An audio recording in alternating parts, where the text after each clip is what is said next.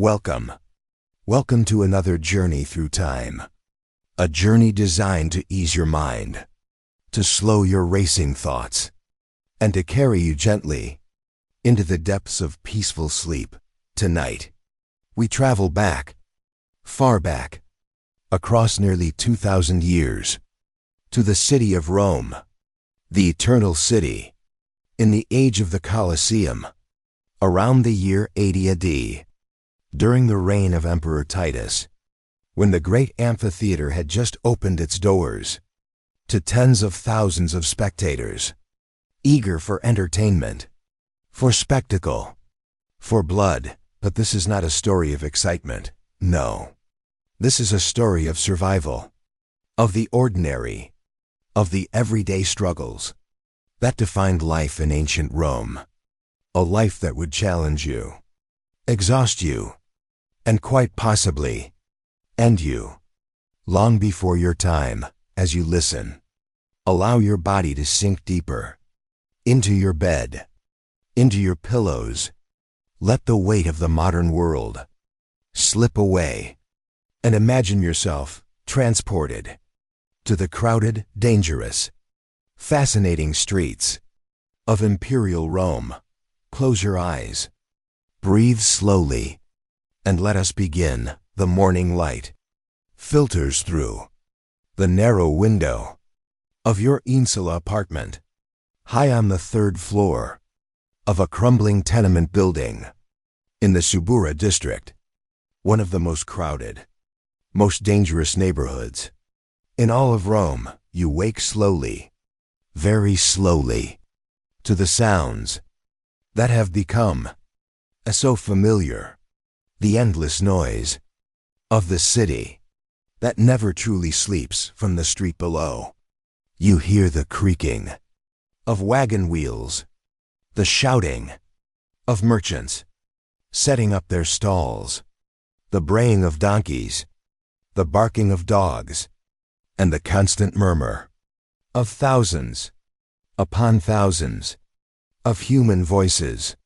all blending together into a dull roar that fills every corner of this vast metropolis. The air in your room is thick and stale, heavy with the smell of unwashed bodies, of cooking smoke, of the chamber pot that sits in the corner, waiting to be emptied into the street below. There's no glass in your window, just wooden shutters that you keep closed most of the time to keep out the noise, the smells, and the danger of things thrown from the windows above or the streets below. Your bed, if you can call it that, is a simple wooden frame with ropes stretched across, supporting a thin mattress stuffed with straw that pokes through the rough fabric, jabbing into your back, your sides, your shoulders. Throughout the night, you share this room with your family, your spouse, your children, and perhaps an elderly parent or a sibling, all crowded together in a space no larger than a modern closet. Privacy is a luxury you have never known.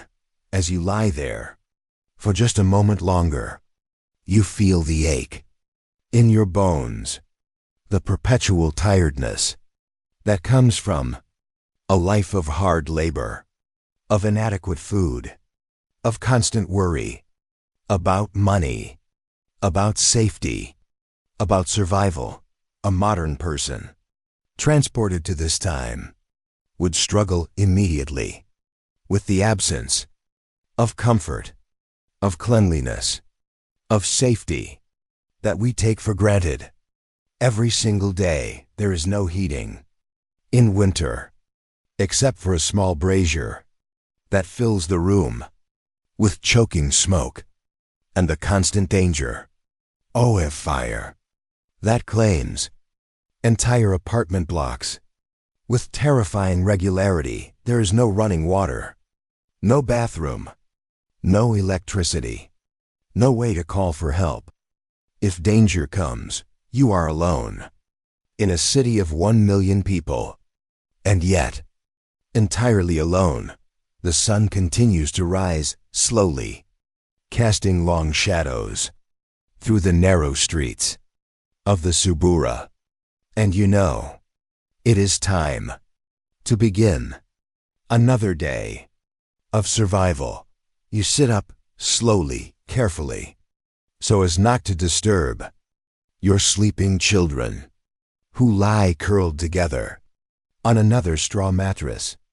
On the floor, beside your bed, the room is dim, even with the shutters open, because the buildings are packed so closely together that sunlight rarely reaches the lower floors or the streets below.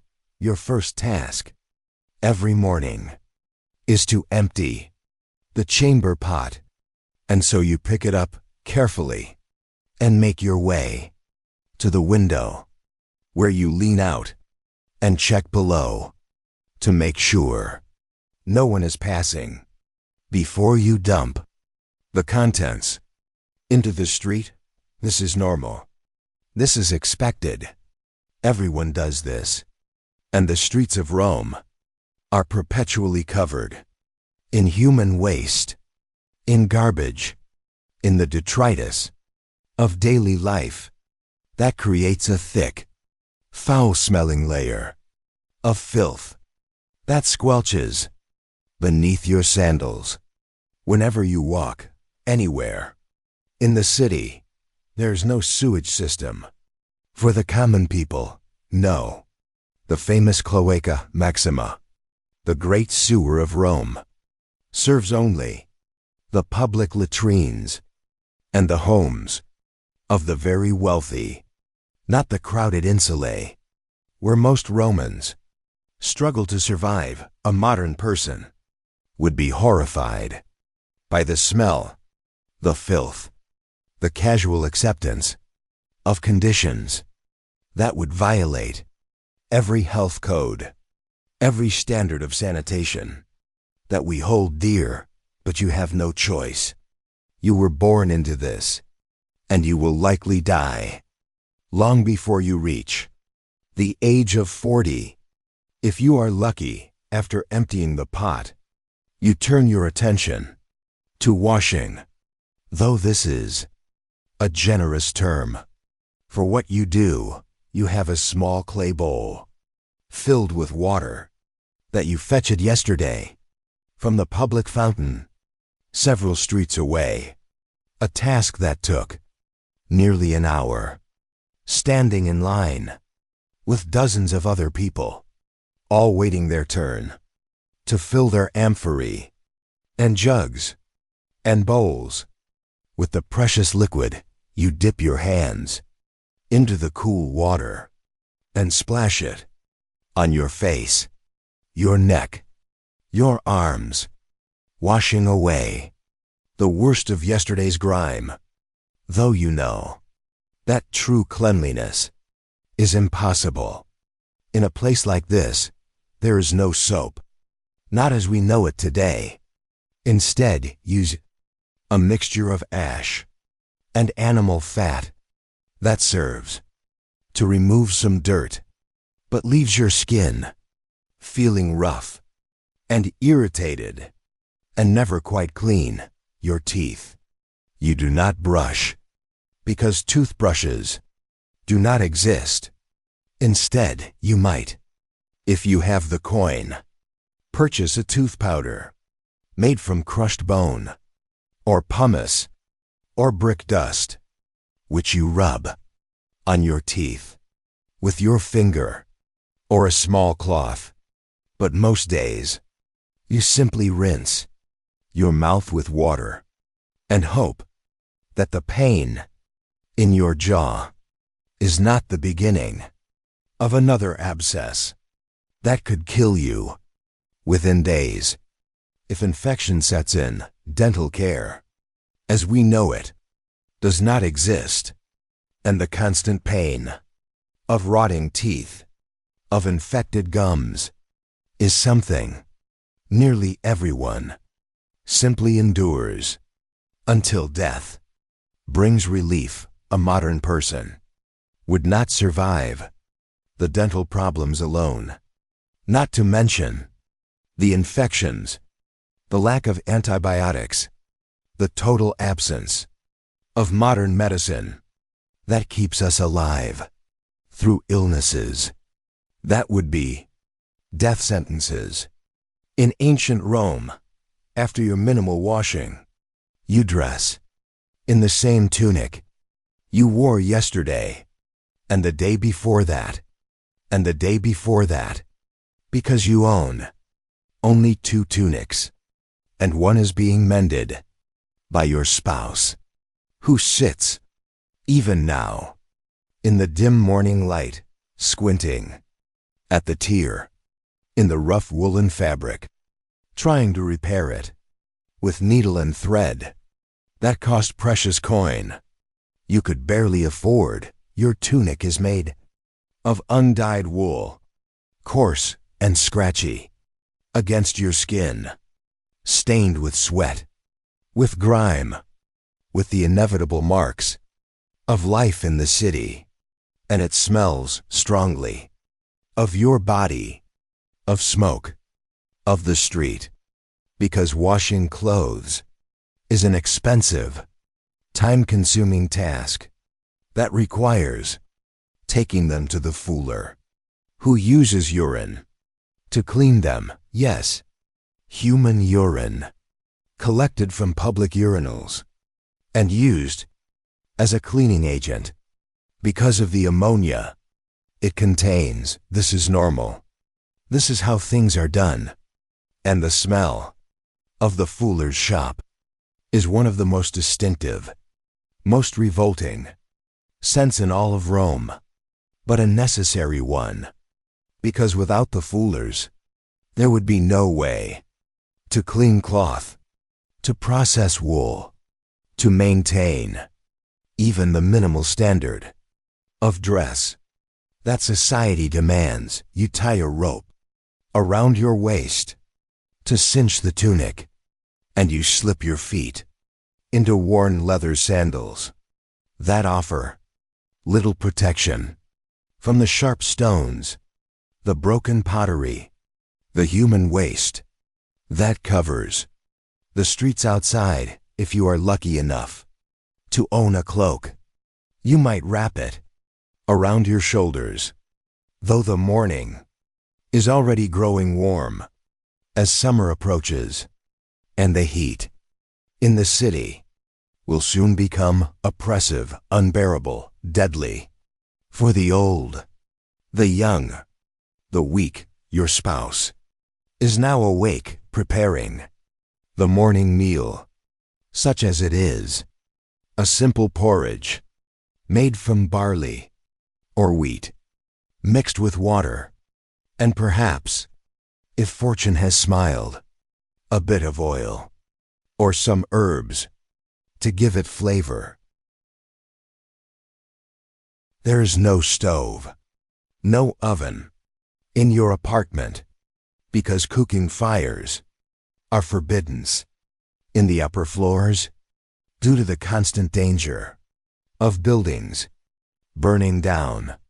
And so your spouse has gone down to the street, to one of the communal ovens, where for a small fee you can heat your food or buy already prepared bread from one of the many bakeries that line the streets. But today, there is no money for bread from the bakery, and so you eat the simple porridge, lukewarm and bland and insufficient to truly fill the gnawing hunger that is your constant companion.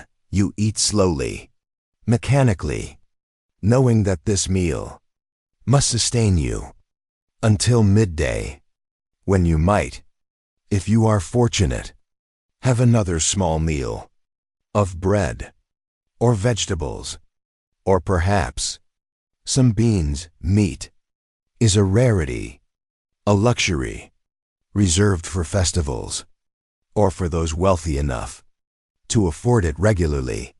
And even then, the meat available is often of questionable quality, spoiled, rancid, dangerous to eat.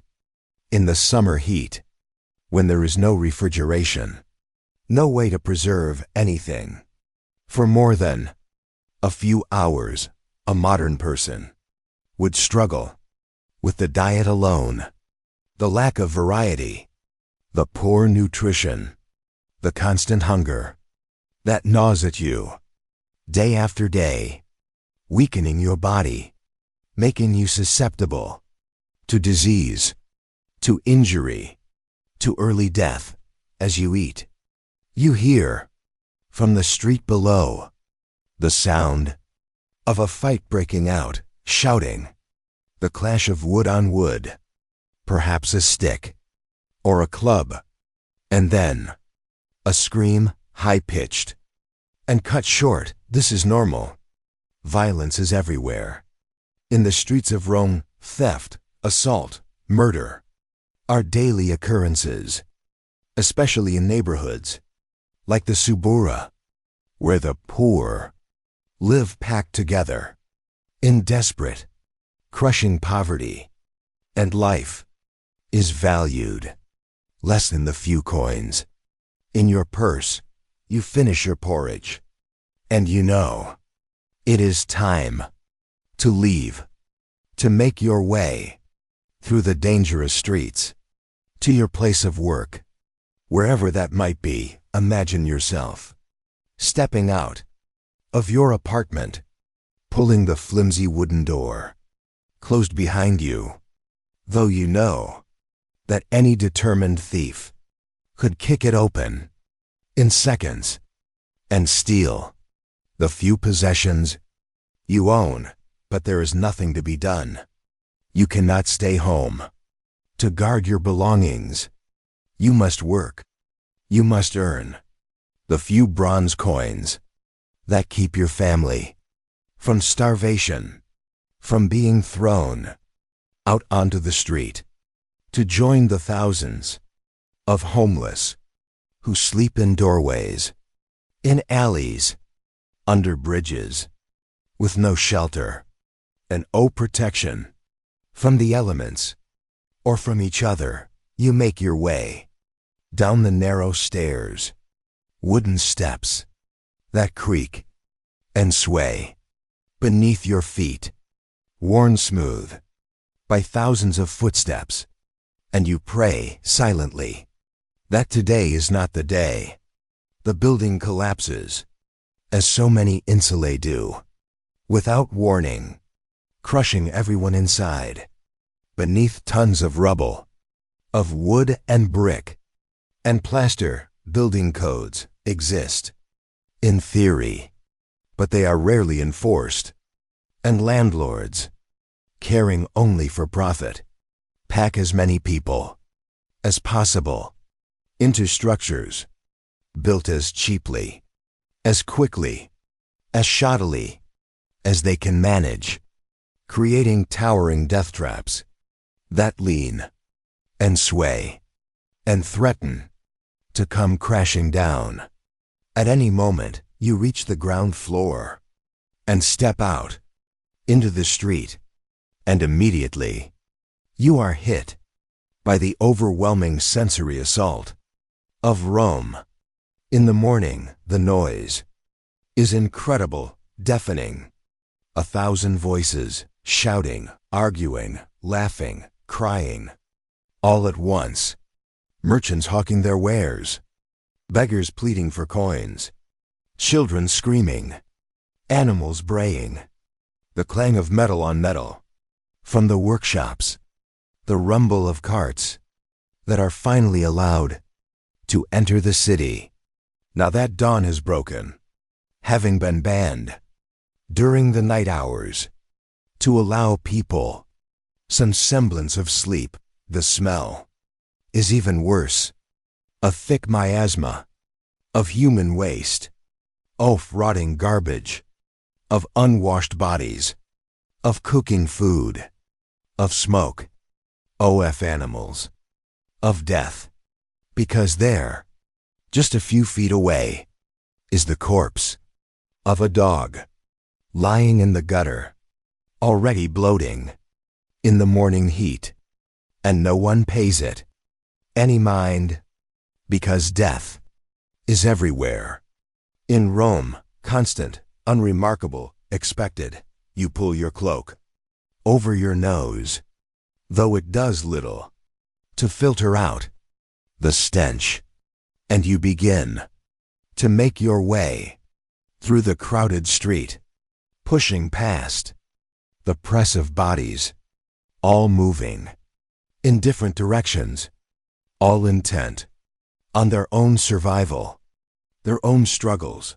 The street is narrow, barely wide enough for two carts to pass each other, and the buildings on either side rise up 5, 6, even 7 stories, creating a canyon of brick and wood that blocks out most of the sunlight, leaving the street in perpetual shadow, damp and gloomy.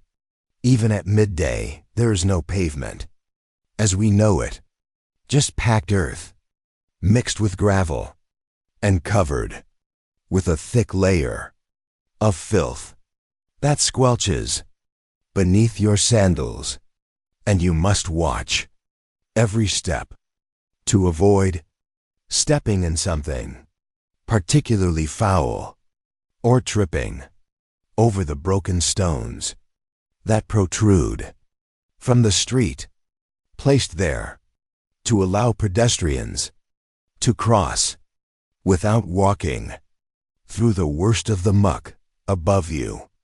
Laundry hangs from windows, dripping dirty water down onto the street, and you must be constantly vigilant, constantly aware that at any moment someone might empty a chamber pot from a window above without warning, dousing you in human waste, and there would be no recourse, no way to complain, no authority to appeal to, because this is simply how life is.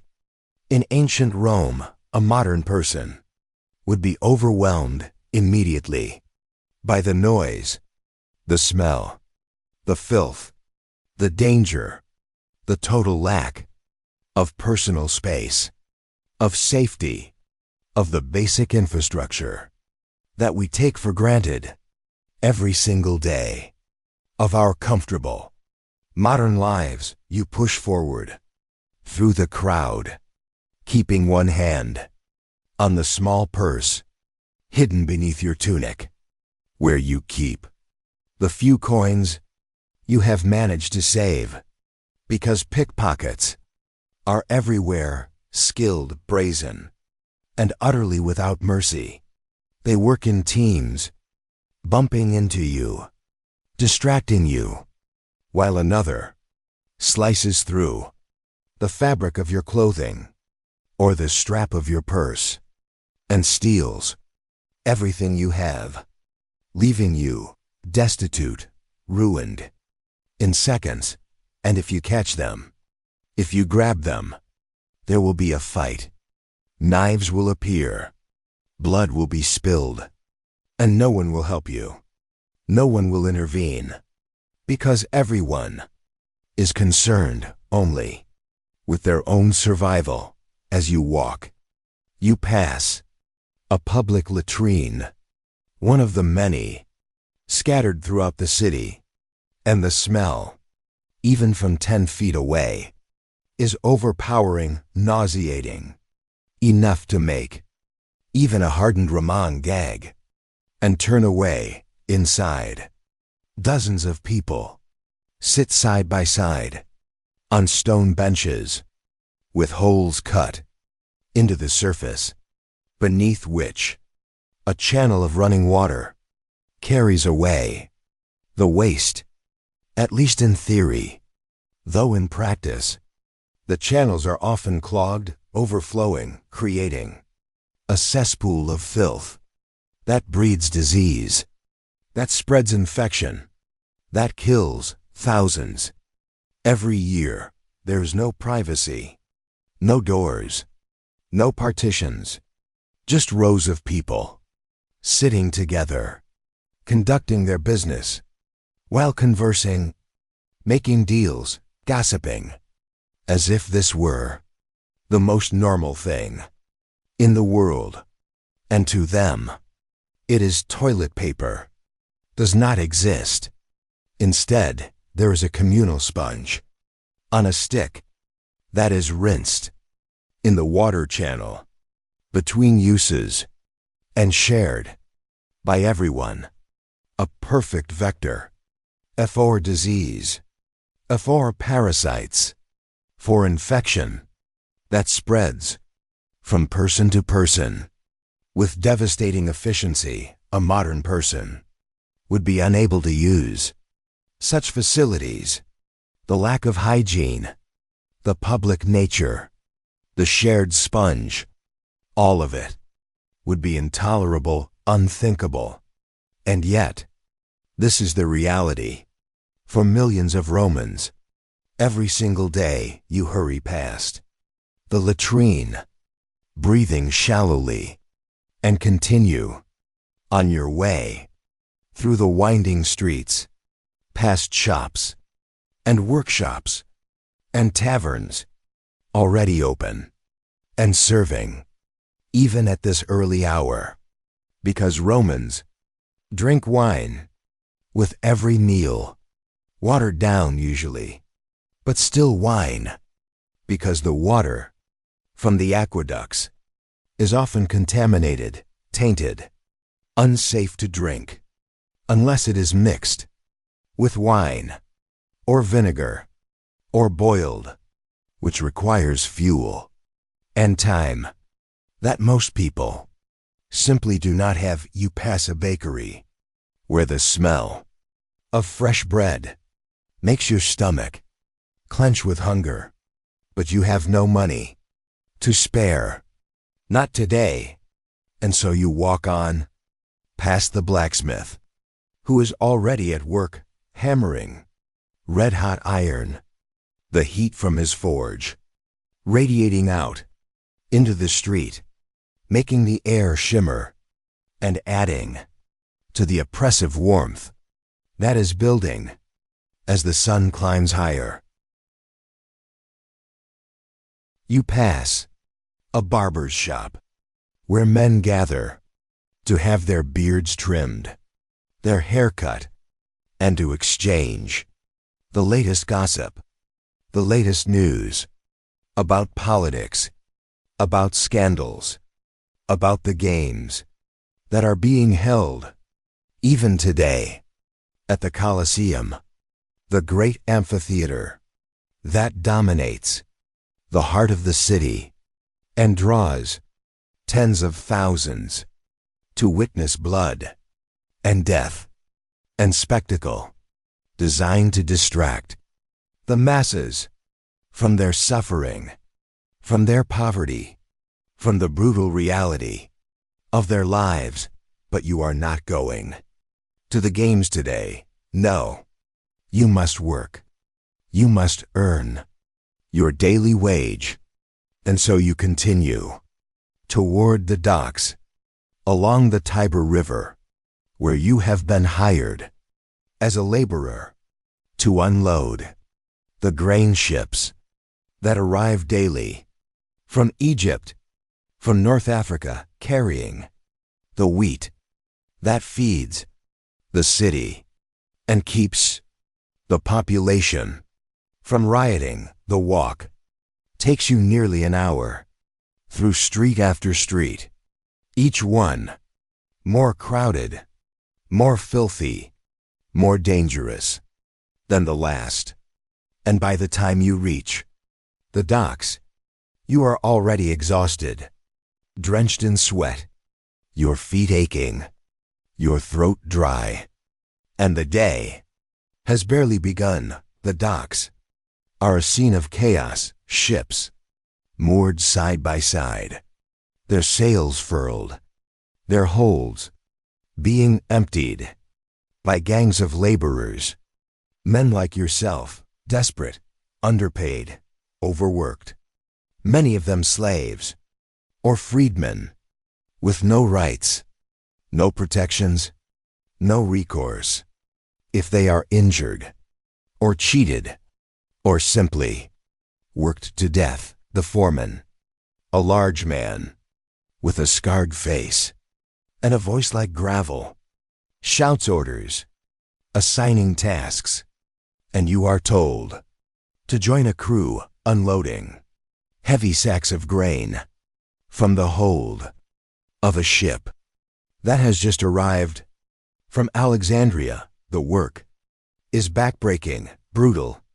Each sack weighs more than 60 pounds, and you must carry it on your shoulder up a narrow plank that sways and bounces with every step from the ship's hold to the dock and then to the warehouse where the grain will be stored until it is distributed to the people of Rome.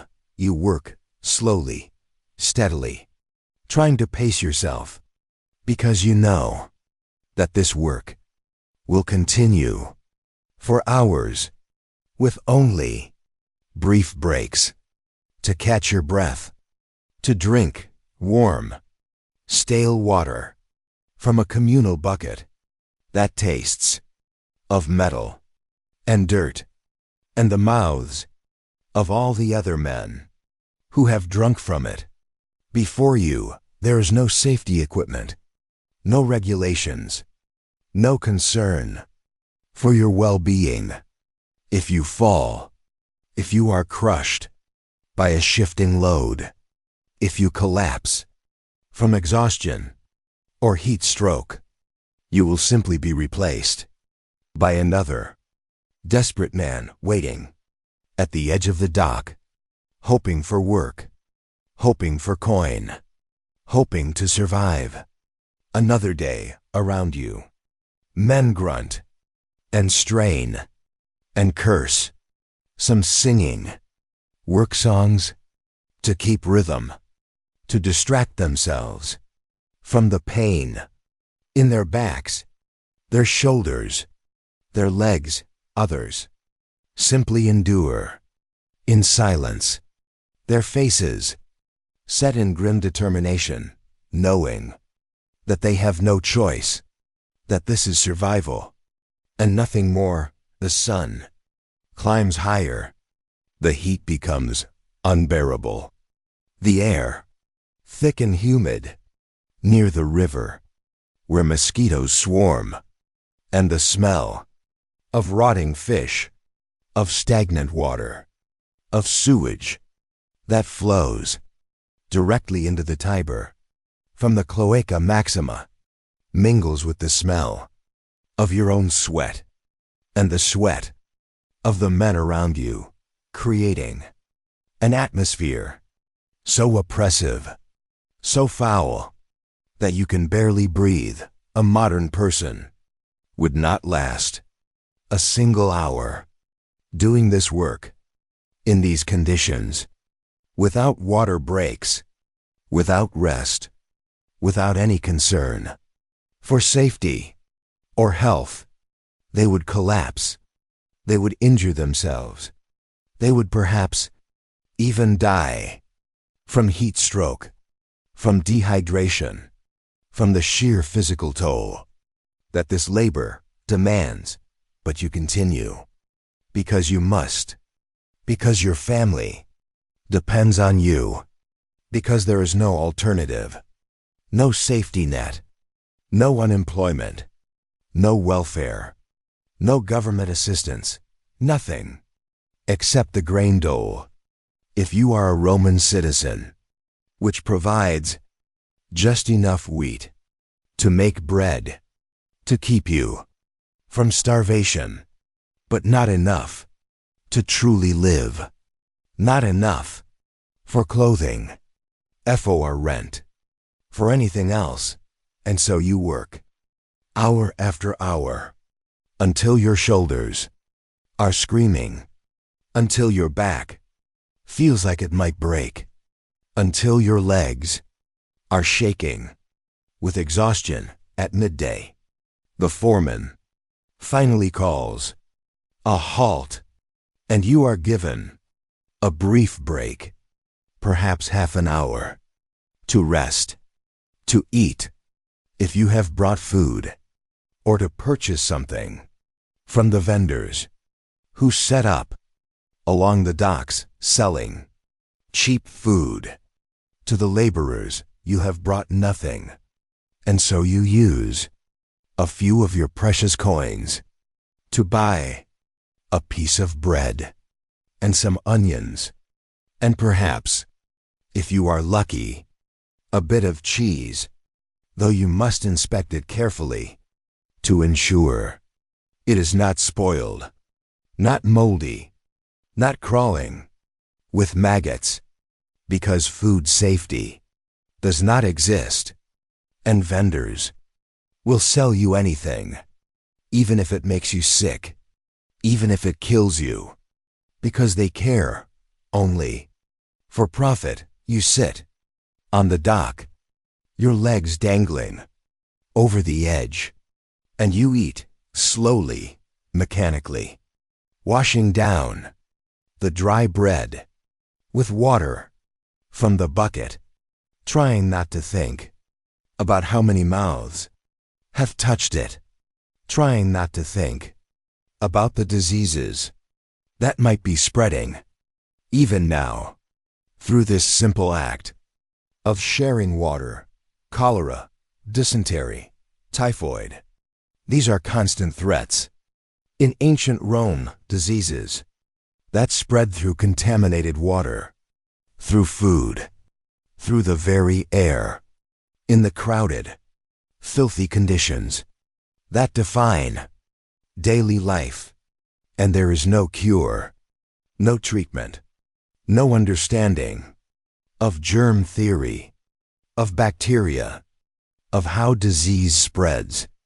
And so people simply sicken and die by the thousands every year, with no one knowing why or how to stop it. Around you, other laborers eat their own meager meals, some talking, some silent, all exhausted, all resigned to their fate.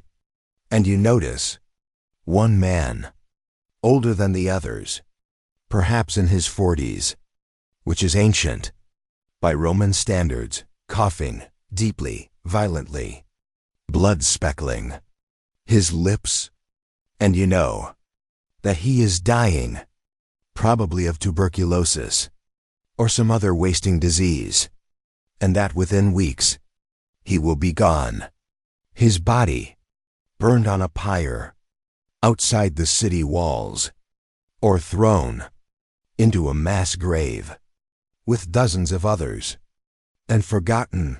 Life is cheap in Rome, death is everywhere, and no one has the luxury of mourning for long, because survival demands all your attention, all your energy.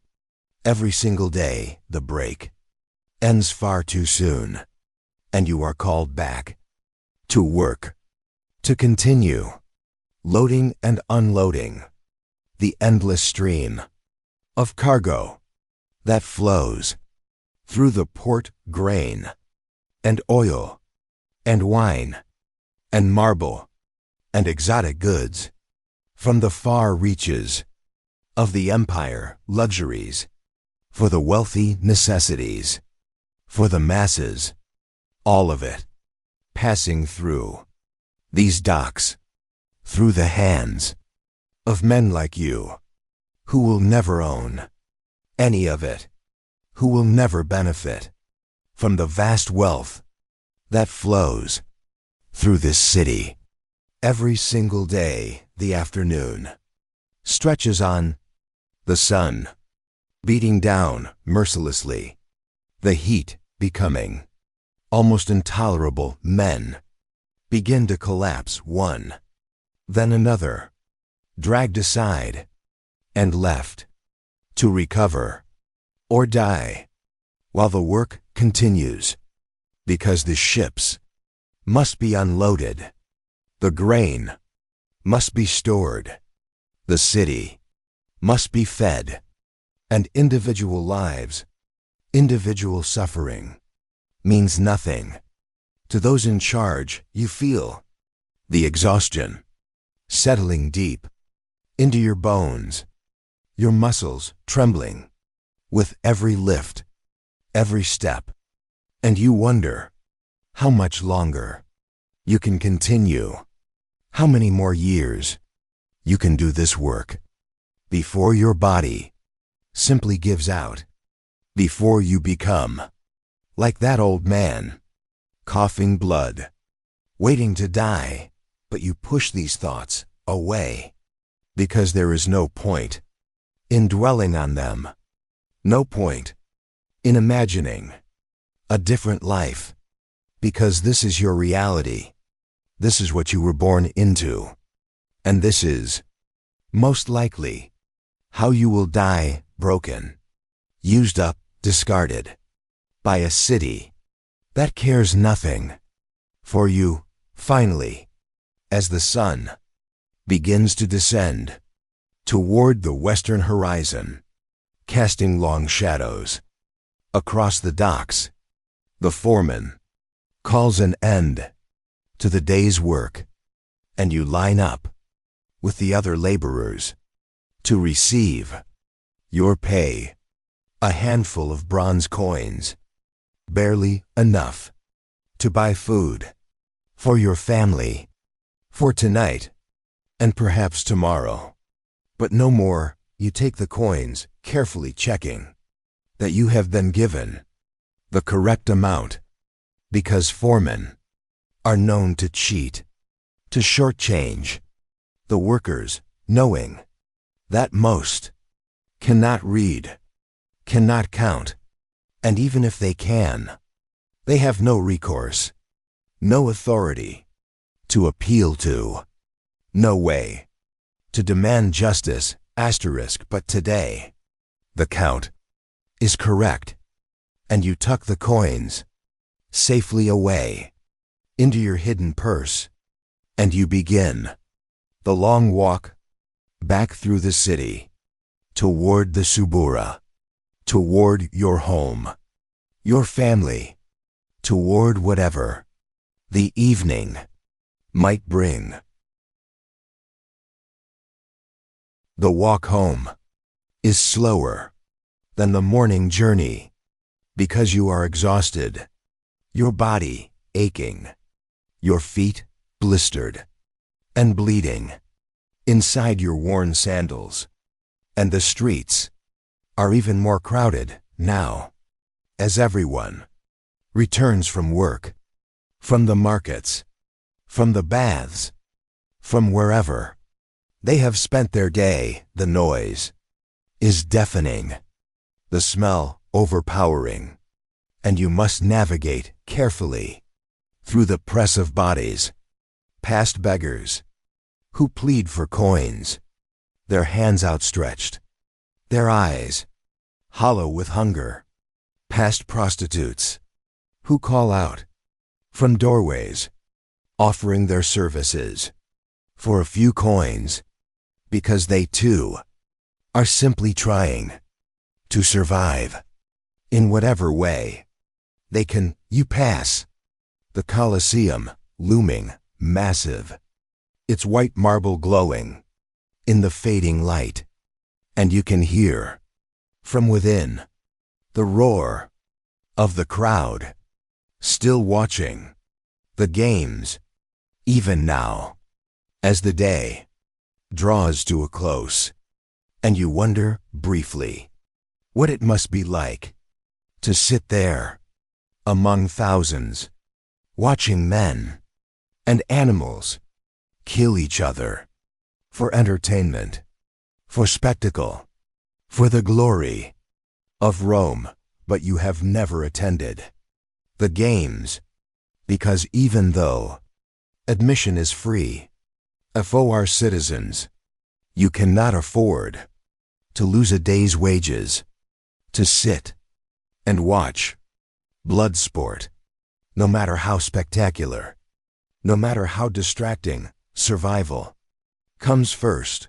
Always you continue on, through the forum, past the great temples, past the government buildings, where the wealthy and powerful conduct their business, make their deals, decide the fate of millions, while the common people struggle and starve and die unnoticed and unmourned. The forum is still busy, even at this hour, with orators speaking to crowds, with merchants closing up their stalls, with soldiers patrolling, keeping order, or at least the appearance of order, because Rome is a city always on the edge of chaos, held together by bread and circuses and the ever-present threat of violence. You hurry through, keeping your head down, because drawing attention to yourself is dangerous, always dangerous. You could be conscripted for some public work. You could be accused of a crime, real or imagined.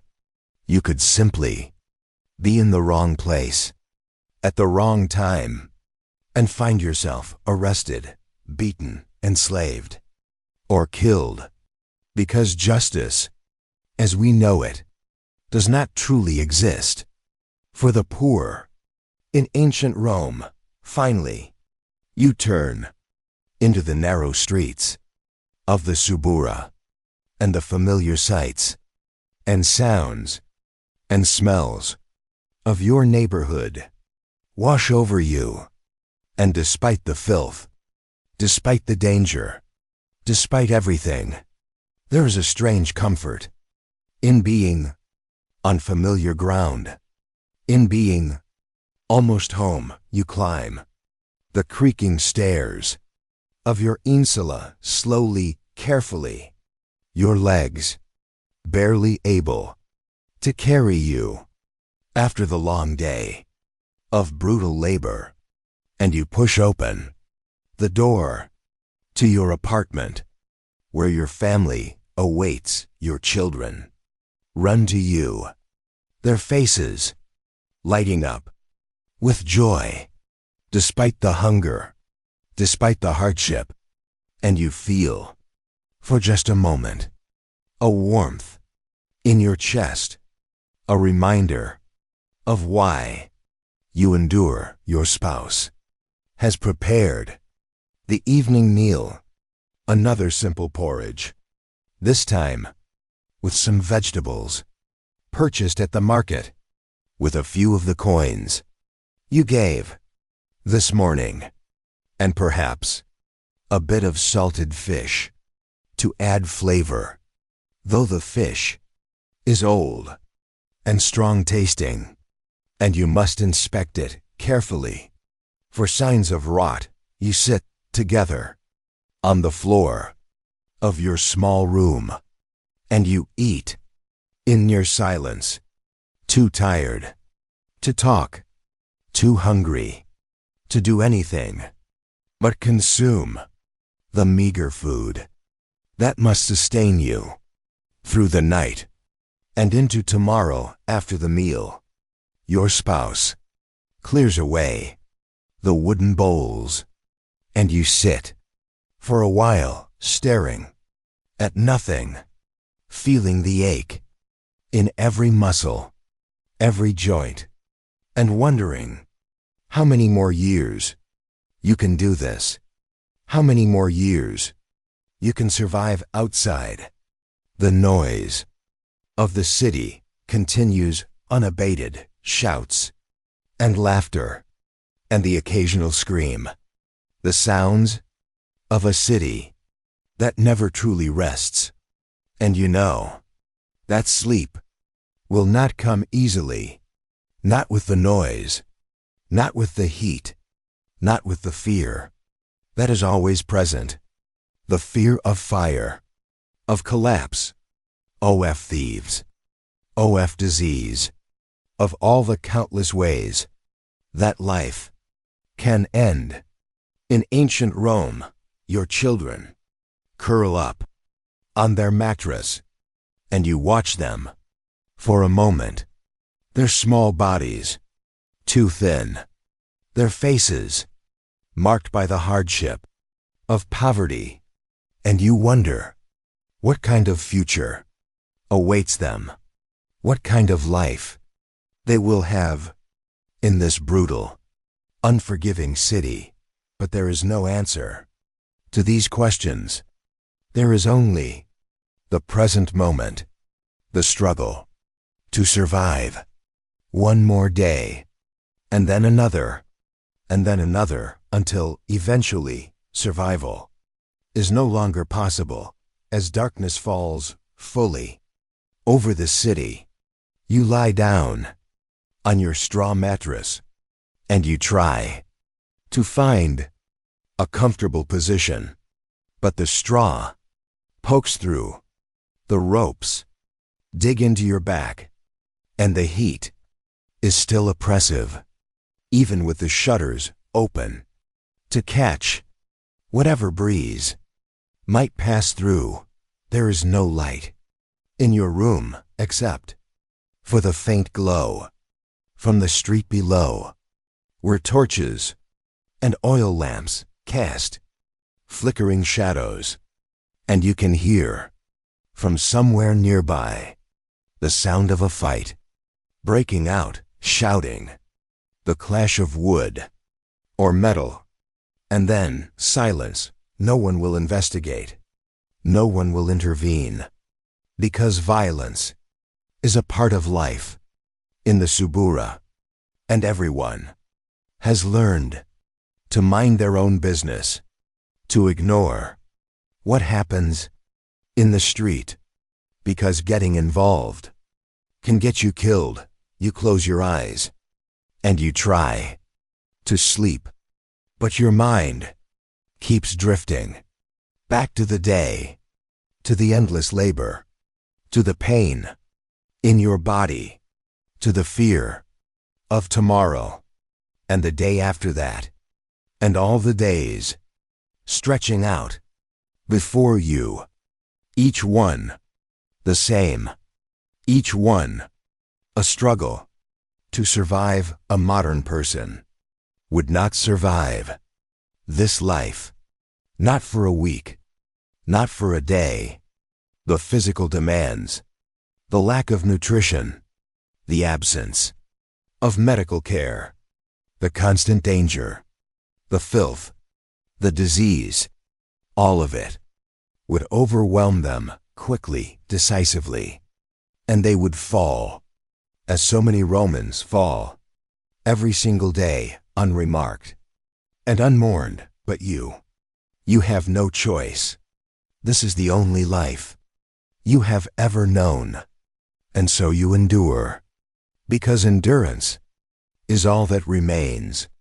When hope is a luxury you cannot afford, let us step back for a moment and consider the broader context of life in Rome during the age of the Colosseum, during the reign of the Flavian emperors, around the year 80 AD. Rome, at this time, is the largest city in the ancient world, with a population of approximately 1 million people, all crammed together in an area that would be considered quite small by modern standards. The city has grown haphazardly over centuries, with no central planning, no zoning laws, no regulations governing construction or sanitation or public health. And the result is a chaotic maze of narrow streets and towering apartment buildings and crowded markets and public spaces, all jammed together in a way that creates the perfect conditions for disease, for fire, for disaster. The majority of the population lives in insulae, these multi-story apartment buildings that dominate the cityscape. The wealthy live on the ground floors, where the rooms are larger and better appointed and safer, while the poor are relegated to the upper floors, where the rooms are smaller, more cramped, and far more dangerous, because if fire breaks out, escape is nearly impossible, and fires do break out with terrifying regularity, because everyone uses oil lamps for light and braziers for heat and cooking fires when they can get away with it, and the buildings are constructed largely of wood, which burns quickly and intensely, and there is no fire department, as we know it, only a group of public slaves called vigils who patrol at night with buckets and pumps, but who are often too late to do anything except watch as entire blocks burn to the ground. The Great Fire of 64 AD, which occurred just 16 years before the opening of the Colosseum, destroyed more than half of the city and left hundreds of thousands homeless. And while much has been rebuilt, the threat of fire remains constant, always present in the minds of everyone who lives in these towering wooden death traps. Sanitation is another constant challenge. While Rome is justly famous for its aqueducts, which bring fresh water into the city from sources miles away in the surrounding hills, the distribution of that water is highly unequal. The wealthy have running water piped directly into their homes, into private baths and fountains and gardens, while the poor must fetch water from public fountains scattered throughout the city, waiting in line, often for hours, to fill their containers and carry them back to their apartments, up multiple flights of stairs, a backbreaking task that must be repeated every single day. And even the water from the aqueducts is not always safe, because the pipes are often made of lead, which leaches into the water, causing lead poisoning that affects the brain, the nerves, the kidneys, and contributes to the overall poor health that characterizes the Roman population. The disposal of human waste is equally problematic. The wealthy have access to the cloaca maxima and to private latrines, but the majority of the population must use public latrines or simply throw their waste out the window into the street, where it accumulates, creating a breeding ground for rats, for flies, for disease. There are laws forbidding the dumping of waste into the street, but they are rarely enforced, and the streets remain perpetually filthy, covered in a mixture of human and animal waste, of rotting garbage, of dead animals, and anything else that people want to be rid of. Walking through the streets is a constant hazard. You must watch where you step. You must be alert to the possibility of things being thrown from windows above, and you must breathe through your mouth to avoid the overwhelming stench that permeates every corner of the city. A modern person would find the conditions utterly intolerable. The smell alone would be enough to drive most people out of the city. But for Romans, this is simply normal. This is how cities are, and they have no concept of the public health measures, the sanitation systems, the regulations that make modern cities relatively clean and relatively safe. Disease is rampant. In ancient Rome, malaria is endemic, transmitted by the mosquitoes that breed in the marshes around the city and in the stagnant water that collects in fountains and gutters and anywhere else.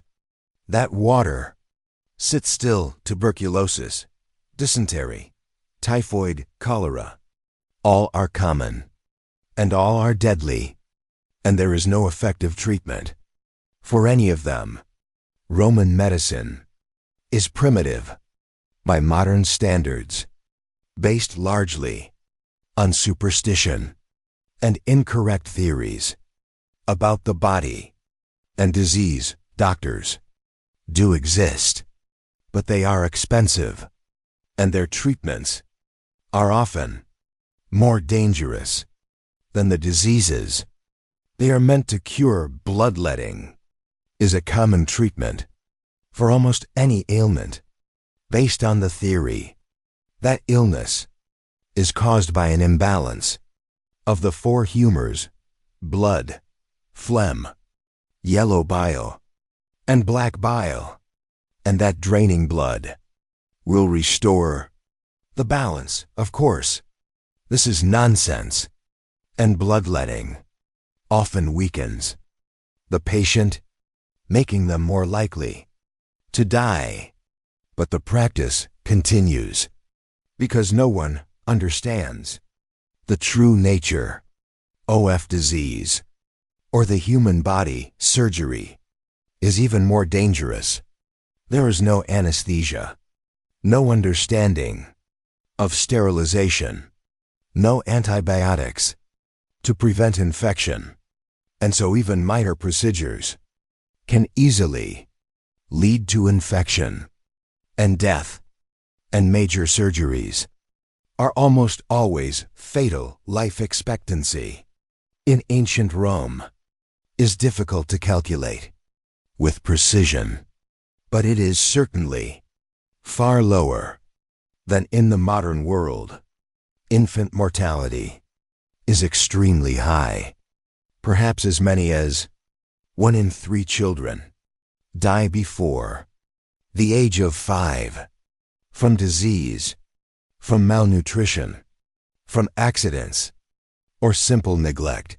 Those who survive childhood can expect to live perhaps into their 40s or 50s if they are very lucky, but most will die younger, worn out by hard labor, by poor nutrition, by disease, by the constant stress of simply trying to survive. The wealthy, of course, live longer and better.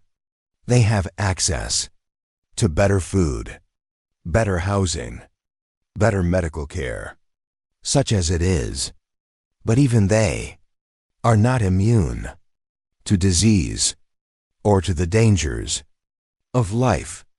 In ancient Rome, let us return to our narrative, to the life of an ordinary Roman struggling to survive. In the age of the Colosseum, the night passes slowly, fitfully. You drift in and out of sleep, waking to the sounds of the city, to the cries of a baby somewhere in the building, to the scurrying of rats in the walls, to the distant sound of shouting or singing or fighting in the streets below. When you do sleep, your dreams are troubled, filled with images of the day's labor, of the endless sacks of grain, of the heat, of the exhaustion, of the fear that you will not be able to continue, that your body will give out, and you will be left with nothing. No way to feed your family, no way to pay the rent, no way to survive. You wake again in the darkest part of the night, when even the street noises have subsided to a dull murmur, and you lie there, staring up at the ceiling, barely visible in the darkness, and you think about your life, about the choices that were never really choices, about the circumstances of your birth that determined everything that came after you were born into poverty, and you will die in poverty. There's no social mobility in ancient Rome, no chance for improvement, no opportunity to rise above your station. You are what you were born, and that is all you will ever be. The wealthy remain wealthy, passing their fortunes down through generations, living in luxury in their grand houses on the Palatine Hill or in the suburbs outside the city, where the air is cleaner and the noise is less and life is comfortable and safe. But for you and for the millions like you, life is a constant struggle, a daily battle against hunger, against disease, against violence, against the indifference of a society that values only wealth and power and cares nothing for the suffering of the poor. As dawn begins to break again, you rise slowly and you begin the same routine as yesterday and the day before and every day. For as long as you can remember, you empty the chamber pot, you wash minimally, you dress in the same dirty tunic, you eat the same bland porridge, you prepare to face another day of brutal labor, of danger, of exhaustion, and you wonder again how much longer you can continue. But you push these thoughts aside because there is no point in dwelling on them, no point in questioning what cannot be changed. There is only the next step, the next task, the next meal, the next day. And so you leave your apartment and you descend the stairs and you step out into the street, where the noise and the smell and the crowds immediately surround you, overwhelming your senses. As they do every morning, you make your way through the streets, past the same shops, the same beggars, the same prostitutes, the same dangers, and you arrive at the docks, where the foreman assigns you to the same backbreaking labor as yesterday, and the day unfolds exactly as before.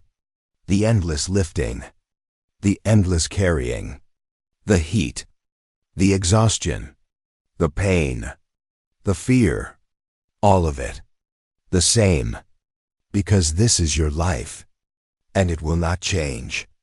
Not today, not tomorrow, not ever, but let us consider, for a moment, a different path, a different role in Roman society, because not everyone in ancient Rome works as a laborer at the docks. Imagine, instead, that you are a slave, owned by a wealthy family, living in a grand domus, in one of the better neighborhoods, on the Esquiline Hill, where the houses are spacious and well-appointed, and far removed from the squalor of the Subura. As a slave, you have no freedom, no rights, no control over your own life.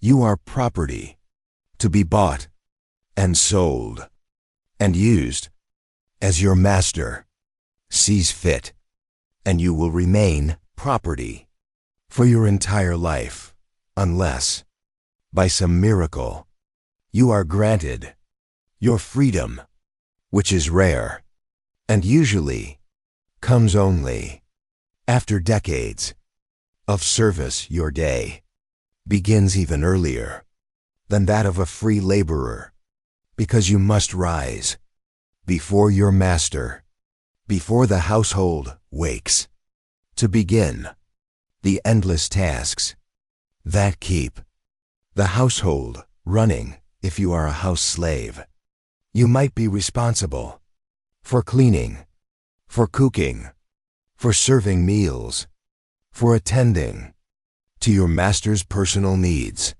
for dressing him, for bathing him, for whatever he requires.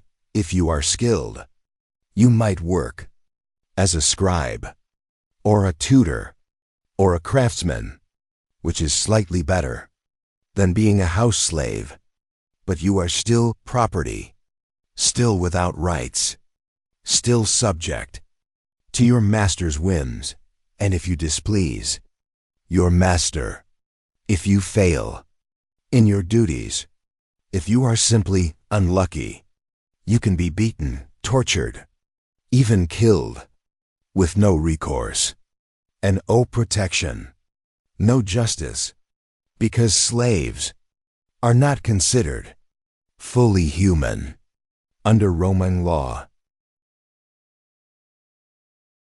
You work from before dawn until late at night, with no breaks, except when your master allows it, and you eat whatever scraps are left over from the household meals, and you sleep wherever you can, on the floor, in the kitchen, in the stables, wherever there is space. A modern person would find this existence utterly intolerable. The lack of freedom, the lack of dignity, the constant threat of violence and abuse would drive most people to desperation, to rebellion, to thoughts of escape or death. But in ancient Rome, slavery is accepted as normal, as natural, as the way things are and always have been, and slaves have no choice but to endure, because resistance is futile and escape is nearly impossible. Or imagine that you are a gladiator, one of the men who fights in the arena for the entertainment of the masses in the great Colosseum that dominates the heart of the city. Gladiators are mostly slaves, or criminals, or prisoners of war, forced to fight, to kill, to die, for the amusement of the crowd, though some are free men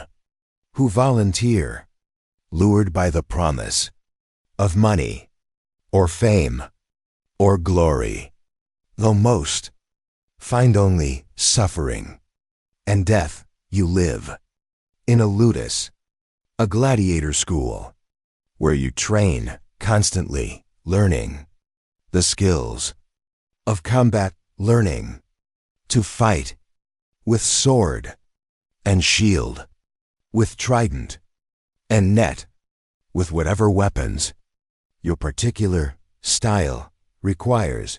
The training is brutal, the discipline harsh.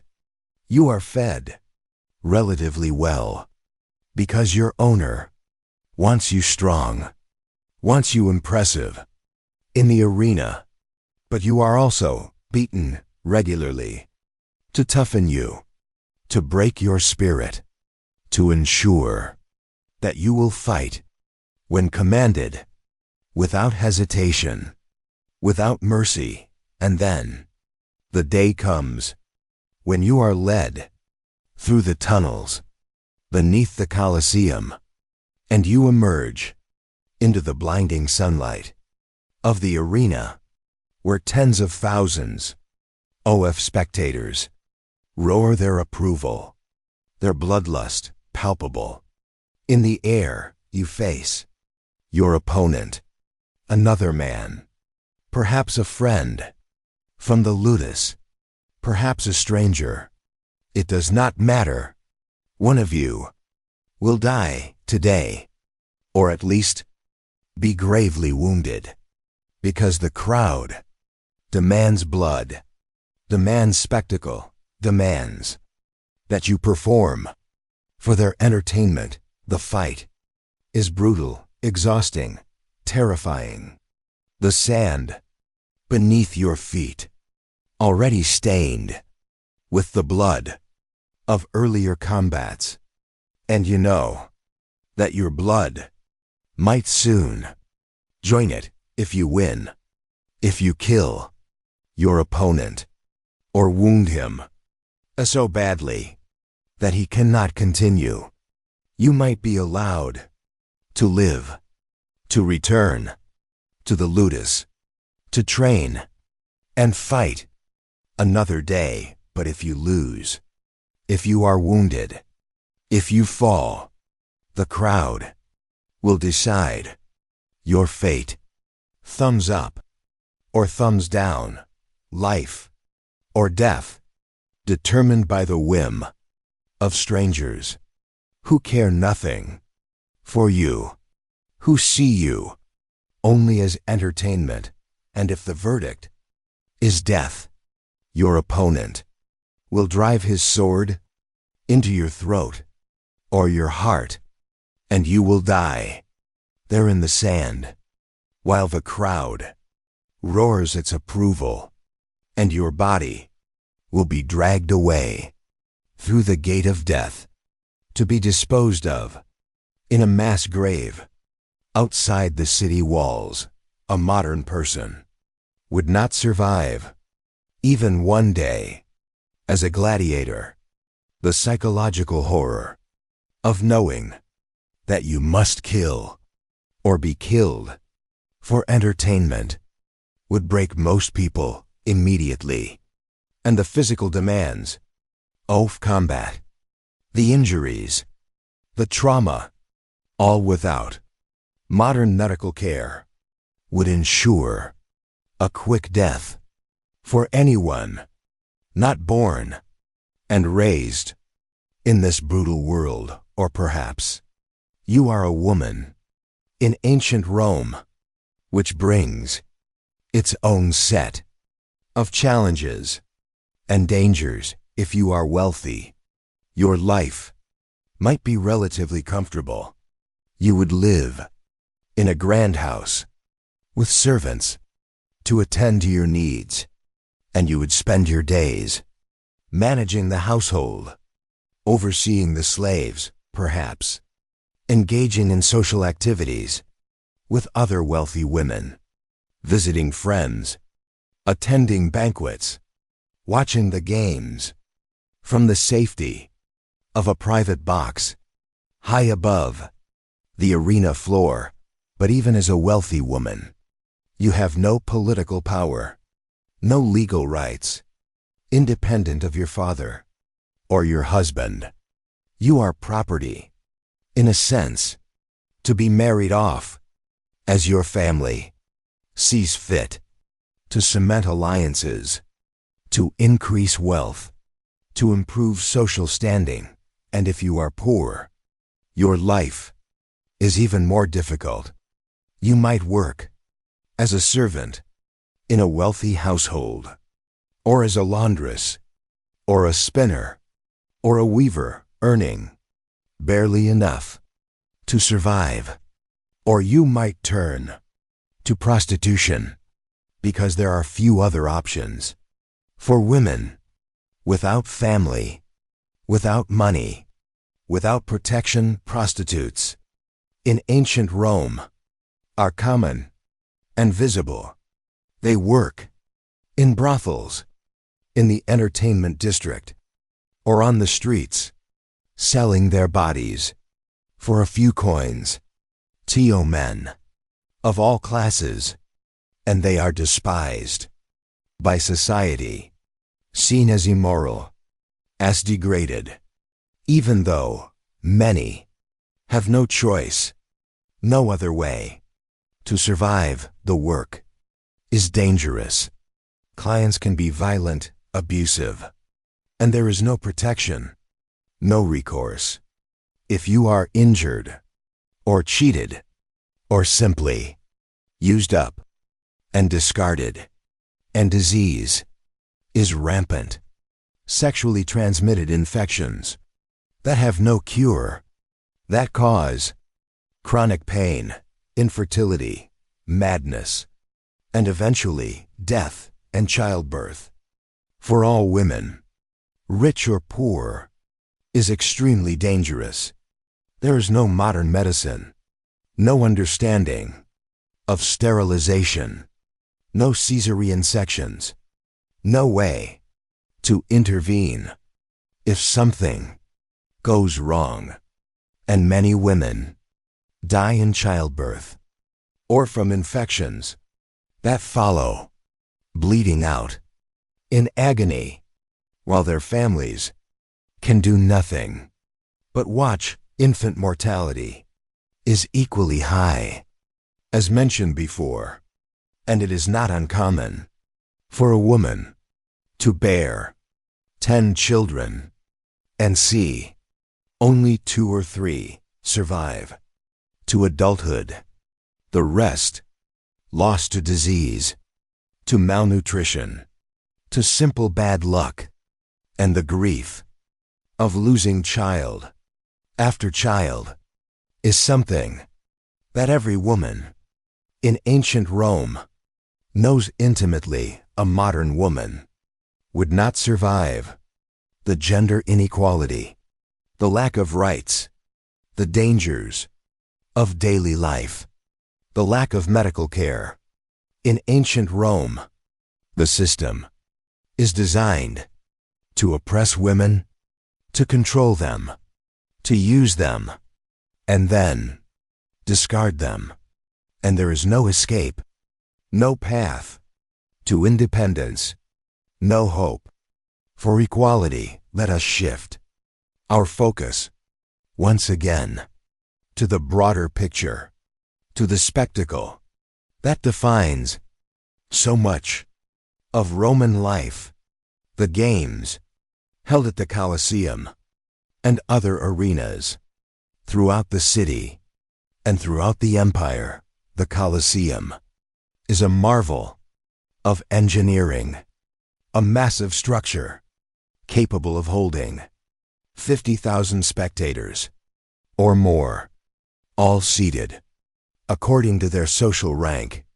The emperor and the elite in the best seats close to the arena floor, the common people higher up in the cheaper seats where the view is worse and the sun beats down mercilessly.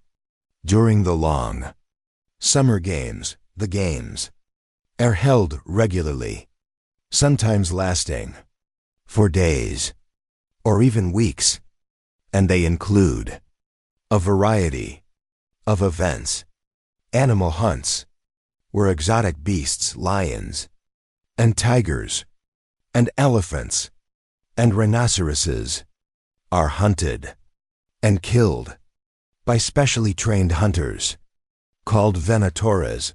There are executions of criminals who are thrown to wild animals or forced to fight each other or simply crucified or burned alive, all for the entertainment of the crowd, all as a warning to others of what happens to those who break the law. And of course, there are the gladiatorial combats, the main event, the reason most people come to the games to watch men fight and die, to cheer for their favorites, to place bets on the outcomes, to lose themselves in the bloodshed and forget for a few hours the hardships of their own lives. The games are funded by the emperor or by wealthy magistrates seeking to gain popularity with the masses, and they are extremely expensive. The cost of capturing and transporting exotic animals, the cost of training and maintaining gladiators, the cost of the elaborate sets and special effects that accompany the spectacles, all of it adds up to staggering sums. But the games are considered essential to maintaining social order. They provide a release for the frustrations and anger of the common people. They distract them from their poverty, from their suffering, and they reinforce the power and prestige of the emperor and the elite who provide these entertainments. Bread and circuses is the famous phrase that sums up the Roman approach to governing the masses. Provide them with food and entertainment, and they will not rebel. They will not question the vast inequalities that define Roman society. And it works, for the most part. The games are wildly popular. People flock to the Colosseum, eager for spectacle, eager for distraction, and they cheer, and they scream, and they lose themselves in the violence and the pageantry, and for a few hours they forget that they are poor, that they are oppressed, that they are essentially powerless. A modern person attending the games would be horrified by the casual brutality, by the acceptance of violence as entertainment, by the sight of men and animals being killed for no reason other than to amuse the crowd.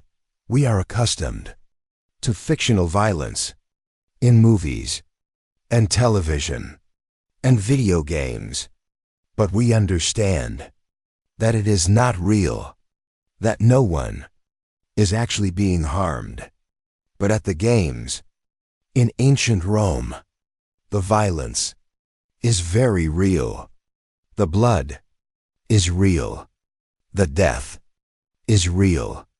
And the crowd loves it. This disconnect between ancient values and modern values would be almost impossible for a modern person to bridge. We value human life, at least in theory. We believe in human rights, in dignity, in the sanctity of life. But in ancient Rome, these concepts do not exist. Not in the way we understand them. Life is cheap, especially the lives of slaves, of criminals, of the poor. They are expendable, useful only as entertainment or labor. And when they are no longer useful, they are discarded without a second thought. This is the reality of ancient Rome, a society built on slavery, on violence, on vast inequality, and sustained by bread and circuses, by distraction and spectacle that keep the masses from questioning the fundamental injustice of the system. Let us return once more to our narrative, to the daily life of an ordinary Roman struggling to survive in this brutal world. Another day at the docks has ended, and you make your way once again through the crowded streets toward home, toward your family, toward another evening of meager food and restless sleep. But tonight, something is different.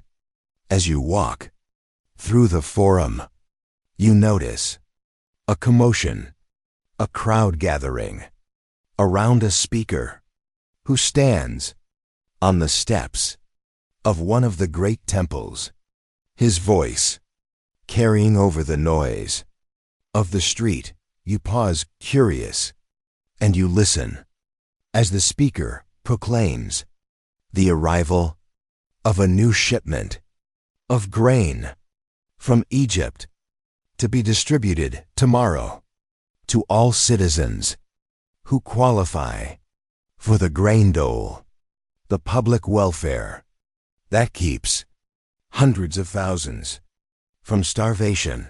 This is good news, because even though you work, even though you earn a wage, it is never enough. And the grain dole provides essential supplementation, allowing you to feed your family, at least minimally, at least enough to survive. But the speaker also warns that there will be long lines tomorrow, crowds of people, all waiting for their ration. And you know that you will have to rise even earlier to get your place in line to ensure that you receive your share before the grain runs out. You continue on, your mind already calculating, planning how early you must wake, how long it will take to get to the distribution point, whether you will have time to get your grain and still make it to work on time. Every day is a complex puzzle of survival, of balancing the demands of work with the needs of your family, of trying to stretch your meager resources as far as possible, of making decisions about what to prioritize: food or rent, clothing or fuel. There is never enough for everything, and something always must be sacrificed. You arrive home and you tell your spouse about the grain distribution, and together you make plans. Your spouse will go to stand in line while you go to work, and hopefully by midday the grain will be secured and you will have enough flour to make bread for the next week, or perhaps even 2 weeks if you are careful. If you ration it carefully, you eat your evening meal, the same bland porridge, and then You sit in the dimness of your room, and you feel the exhaustion settling over you like a heavy blanket. And you know that sleep will come easily tonight, despite the noise, despite the discomfort, because your body is simply too tired to resist. And so you lie down, and you close your eyes, and you drift slowly into sleep, into dreams that are vague and formless and forgotten. The moment you wake, the days blur together, one after another, each one almost identical to the last, the same routine, the same labor, the same struggles, the same fears, and slowly, imperceptibly, the seasons change. Summer gives way to autumn. The heat begins to lessen. The days grow shorter, and the city prepares for winter, which brings its own challenges, its own dangers. The cold settles in, and with no heating, except for small braziers that provide minimal warmth and fill the room with choking smoke, you and your family huddle together beneath thin blankets, trying to share body heat, trying to survive the long, cold nights. Food becomes even scarcer in winter because fresh vegetables are no longer available, and the prices of everything go up as supply dwindles and demand remains constant, and you find yourself eating less, giving more to your children because they are young, they are growing, and they need the nourishment more than you do, and you grow thinner, weaker, more susceptible to illness, and you notice that you are coughing more frequently, a deep, rattling cough that brings up phlegm tinged with blood, and you know that this is a bad sign, but there is nothing you can do. No treatment, no medicine, no way to stop whatever disease is taking hold. Inside your lungs, you continue to work because you have no choice. But each day is harder than the last. The labor, more exhausting. The pain, more intense. And you feel that your body is failing, that the years of hard work, of poor nutrition, of constant stress are finally catching up with you. One morning, you wake and you cannot rise. Your body refuses to obey. Your limbs feel like lead. Your chest feels tight. Each breath is a struggle, and you know, with a cold certainty, that your time is running out. Your spouse hovers over you, face drawn, with worry, with fear, because if you cannot work, there will be no income, and the family will starve or be thrown out into the street, and your children will suffer, will die because of your weakness. But there is nothing you can do. Your body has reached its limit, and you lie there on your straw mattress, drifting in and out of consciousness, of fevered dreams, where you are back at the docks, lifting sacks that grow heavier and heavier until you collapse beneath their weight. Days pass, or perhaps it is only hours. Time loses meaning, and you are vaguely aware of voices, of hands touching your forehead, of cool water on your lips, but you cannot respond, cannot speak, cannot do anything, but lie there and wait for the end. And then, one night, when the city is quiet and the only sound is the distant howl of a dog somewhere in the streets, you take your last breath and your body grows still and cold, and your spouse realizes that you are gone and begins to weep quietly so as not to wake the children. This is the reality of death.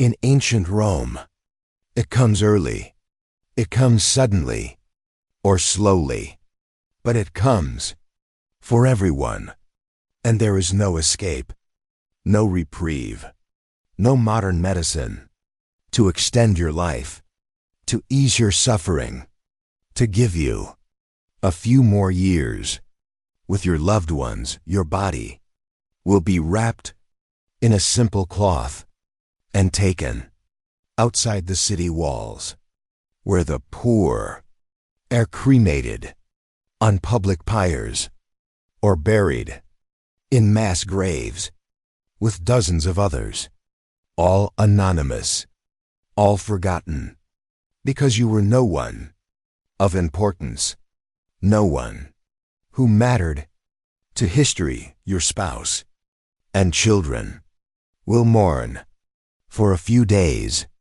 and then they must move on, must find a way to survive without you.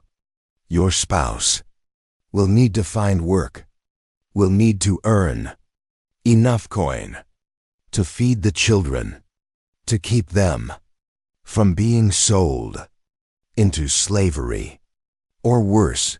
This is survival. In ancient Rome, this is the reality for millions of ordinary people whose names we will never know, whose stories are lost to history, who lived and struggled and died in obscurity, leaving no mark on the world, except perhaps the children they brought into it, who will face the same struggles, the same suffering, the same inevitable end. A modern person would not survive this life, not for a year, not for a month, perhaps not even for a week. The physical demands, the lack of nutrition, the absence of medical care, the constant danger, the filth, the disease, the violence, the sheer, grinding poverty, all of it would overwhelm them quickly and decisively. We are soft, we modern people, accustomed to comfort, to safety, to clean water and abundant food, to medicine that can cure most illnesses, to a life expectancy of 70 or 80 or even 90 years or more. But in ancient Rome, life is hard, life is short, life is brutal, and the only thing that matters is survival from one day to the next. And most people do not survive for very long. The infant mortality rate is staggering.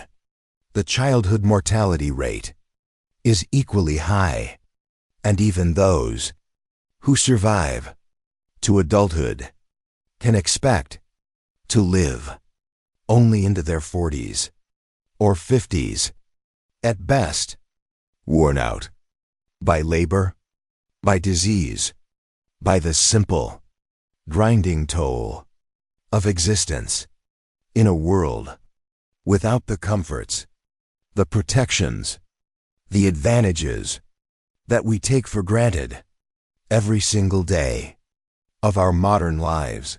And yet, despite all of this suffering, despite all of this hardship, life continues. In ancient Rome, the city pulses with energy, with activity, with a kind of desperate vitality that comes from a million people, all struggling to survive, all fighting for their place in the world. The streets are filled with merchants and beggars, with slaves and freedmen, with prostitutes and priests, with soldiers and senators, all moving, all talking, all living their lives in the shadow of the great monuments that define the city, the Colosseum, the Forum, the temples, the aqueducts, all testaments to Roman engineering,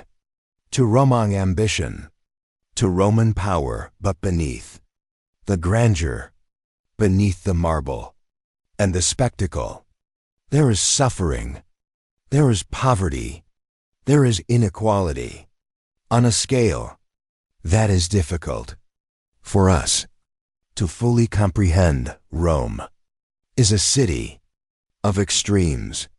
The wealthiest live in unimaginable luxury, in grand villas, with mosaic floors and frescoed walls, with private baths and fountains, with gardens and orchards, with dozens or even hundreds of slaves to attend to their every need.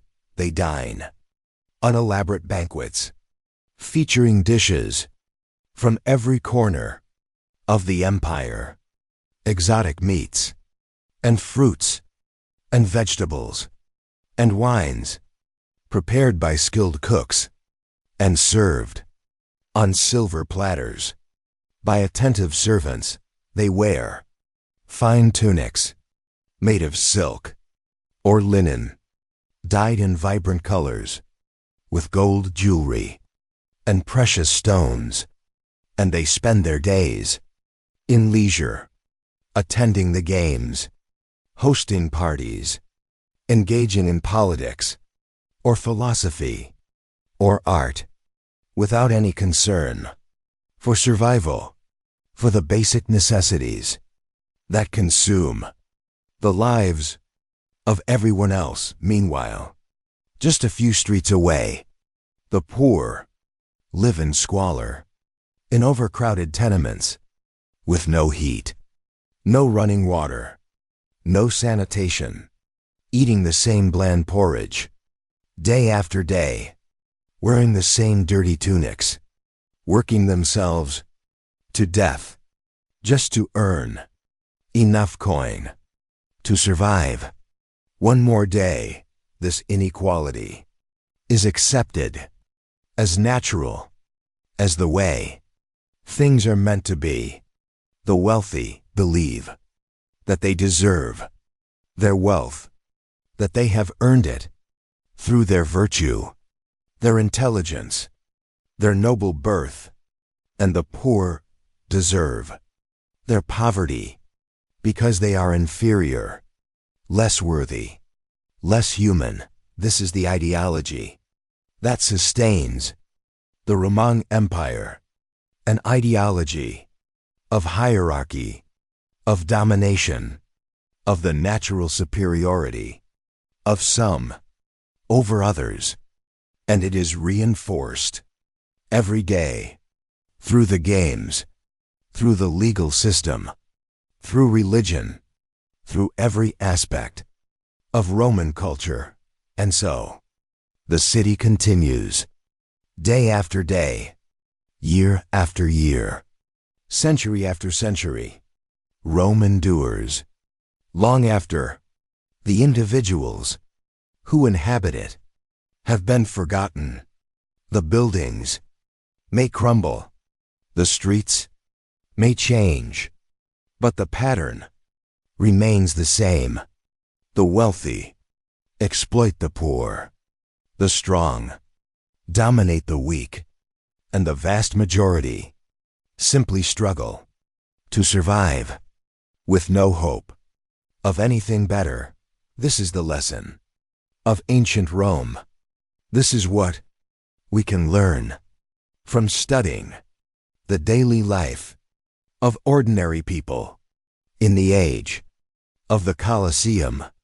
That civilization, no matter how advanced, no matter how grand, is built on the backs of the suffering, of the exploited, of those whose names we will never know, whose stories are lost to time.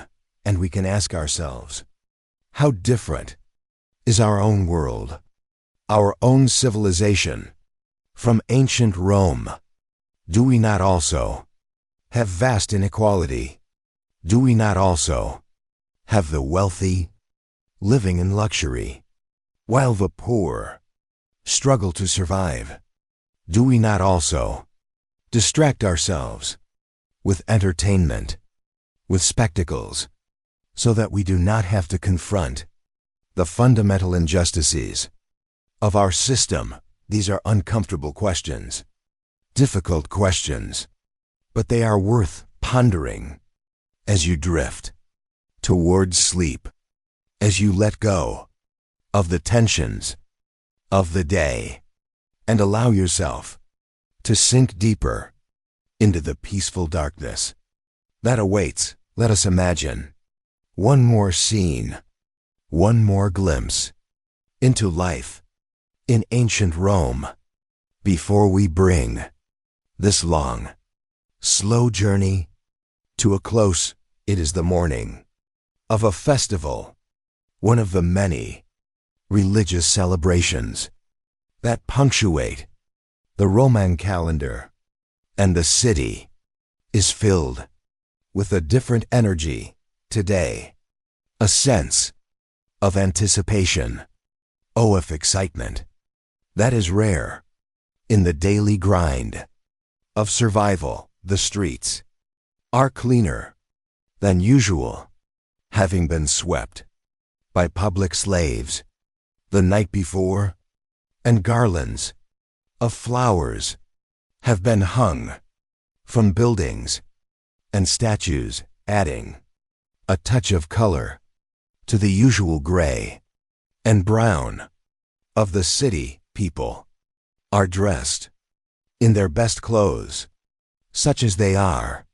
Even the poor have made an effort to wash their tunics, to comb their hair, to present themselves in the best possible light, because today is a day of celebration, a day when even the gods seem closer, more attentive to the prayers and hopes of ordinary people.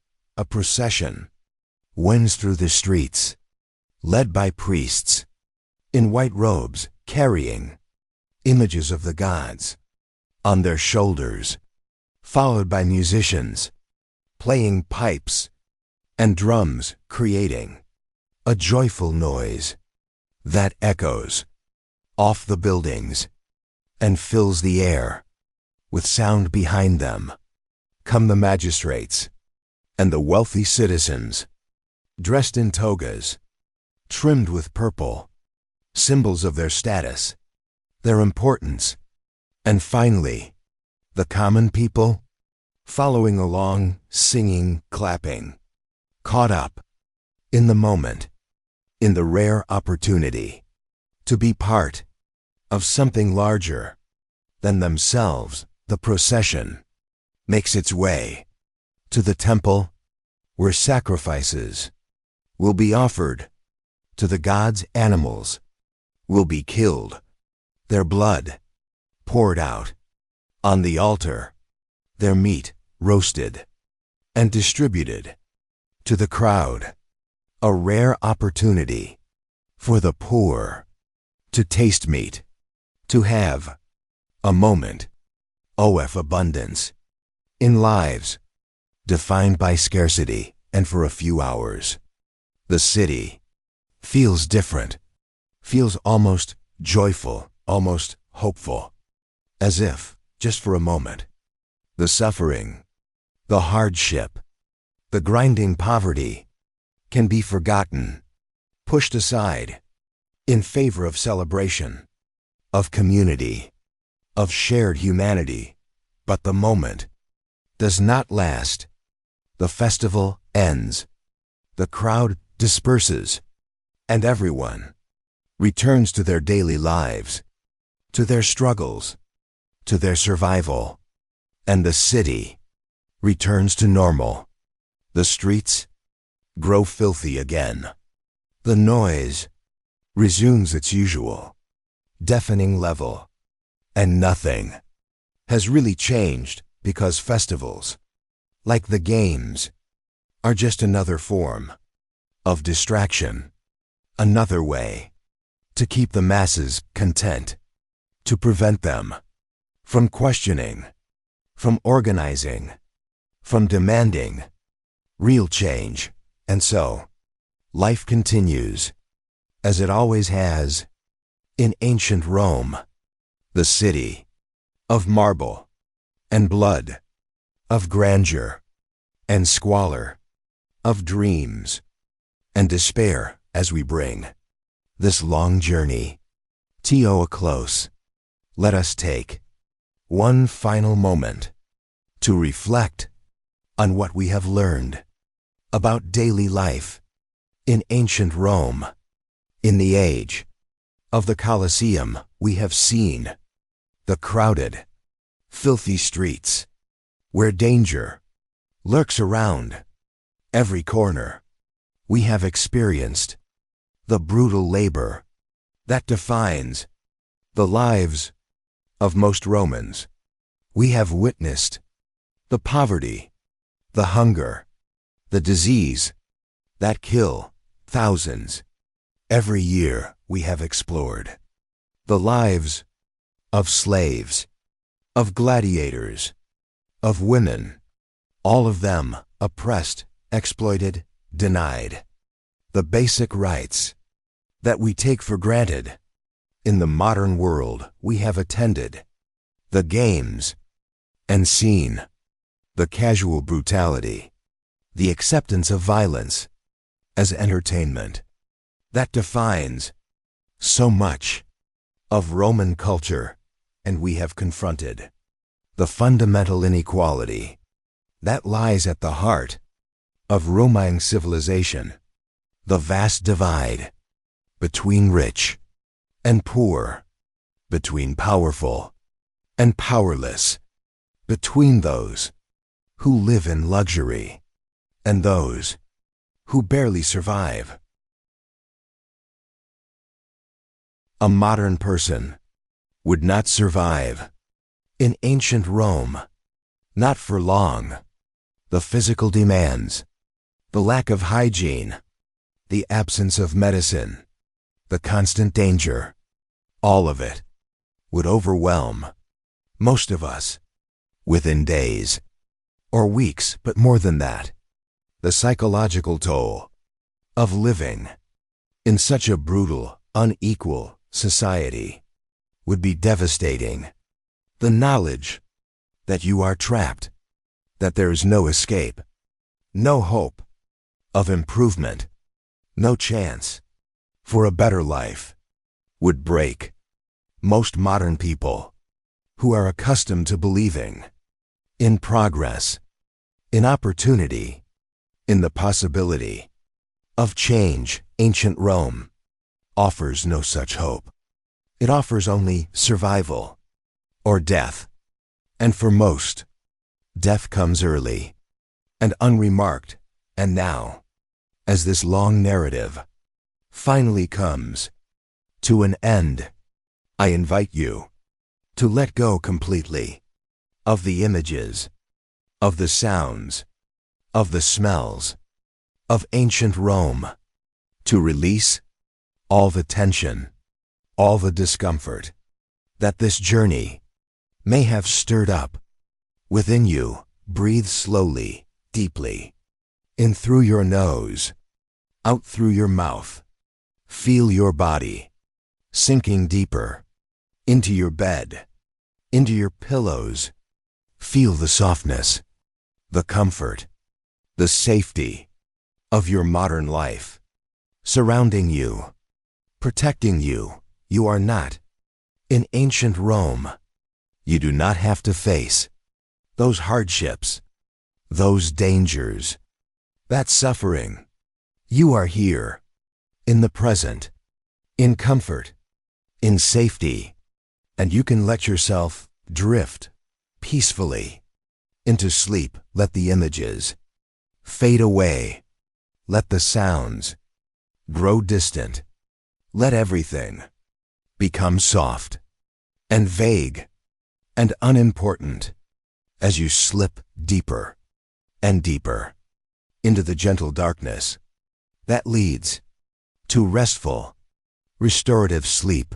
There is nothing you need to do, nothing you need to think about, nothing you need to worry about.